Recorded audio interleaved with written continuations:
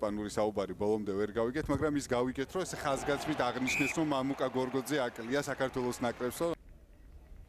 33 წუთი ანგარიშია 3-0 ესპანეთი ამარცხებს საქართველოს. და აი ახლა გათანაბრდა სწორედ. არ ჩქარობენ ესპანელები. და დაგვიდეს ლელო. პირველი ლელო ესპანელებმა დადეს. advantage. ლობჟანიძე კარგი გადაცემა თხილაიშვილი გაძვრა და ბრავო თხილაიშვილს დავდეთ მაინც ლელო.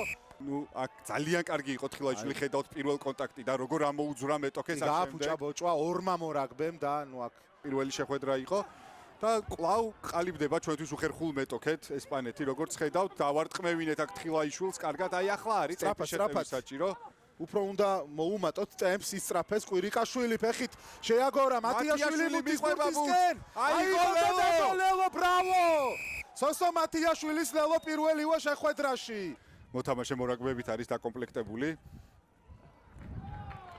დარტყმა ზუსტია 10-20